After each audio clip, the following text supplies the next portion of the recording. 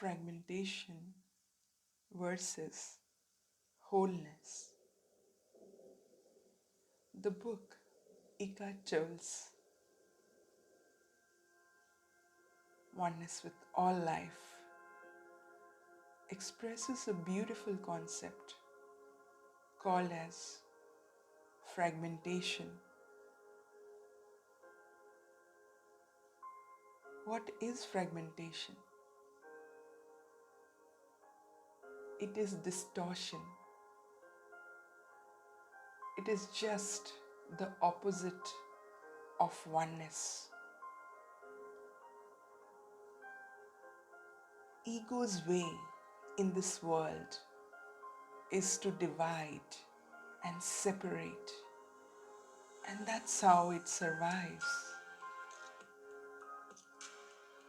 It will always tell you what is the difference between you and another person, or you and the world, or you and your partner, or you and your parents.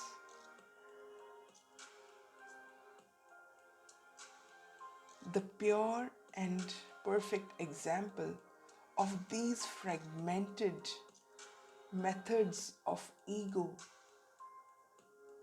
is religion. It is also the various schools of thought. If you can see them, just see how all of them are against each other. But the ones who started preaching these thoughts, they were so whole, they were so united, their message to humanity was so holistic, to bring everyone together under one roof. But what ego did out of the message, it just created one against the other. And that's why wholeness is very difficult. If I tell you that there is only one thing in this world, and that is love, let us all come and pray to love, and let us not be differentiated from each other, neither through color, neither through caste, neither through religion. Let's all come and pray together to that one thing called love. Will that be very easy? Or will you have to break your thought patterns, which are so aligned to your religion, to your beliefs, to your family? Thus, I was exploring this concept that why is fragmentation a victory over oneness? Why the breaking into pieces is always victorious? Why does it happen? And why are we always against each other? Why is humanity against each other? Then I realized the way of ego's survival is in the past. So ego goes back to the past, holds on to the memories that are not very pleasant, and keeps instigating the human mind to survive by winning over the ones who have afflicted it in the past. That's why you can see in every religion there will be somebody who would have caused some kind of pain to the people of the religion. And those examples are used to let people know that don't forget that there has been injustice towards you, towards the religion. So survive in this world to prove that you are correct. Your religion is correct. your concepts are correct, your beliefs are correct. On the other hand, if asked, let us forget all our differences in the past. Let us ask forgiveness for all the bad memories that have been created. Let us come together. Will the ego agree to that?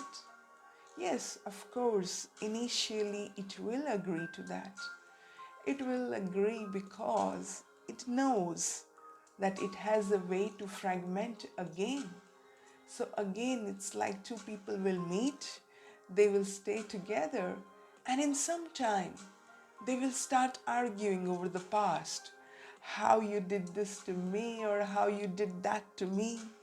And the same with religion, and the same with beliefs.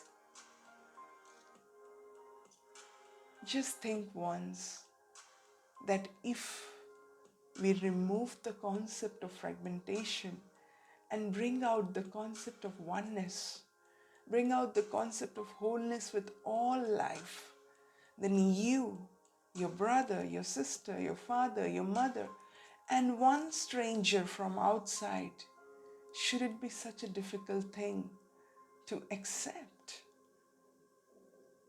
But that is not how ego works. Ego works like this.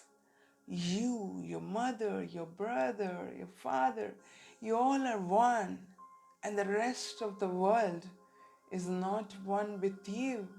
So you feel happy when you are with this set of people, your own family, and you do not feel complete and whole when you're with the world or people outside your family.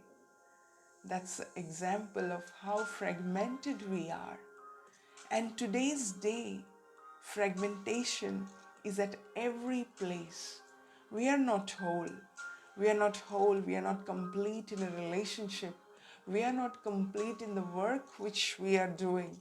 We are always half. We are always showing one half to hide another.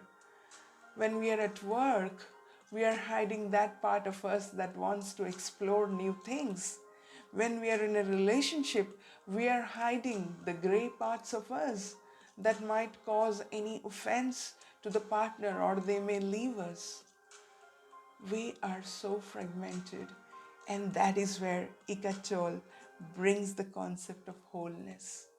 Wholeness is this one spirit, is this one beautiful thing that your consciousness and my consciousness, we are just one.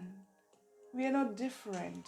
We have taken these bodies, but beyond this body, there is a space where you and me will meet, or you and me are just one.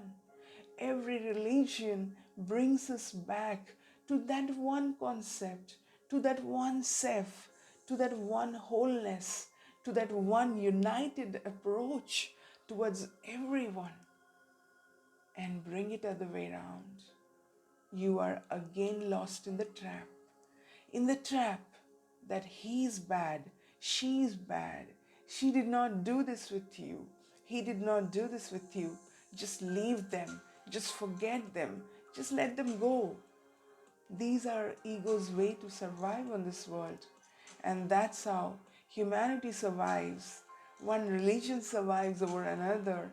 One institution survives over another. One thing survives over another. Think about it.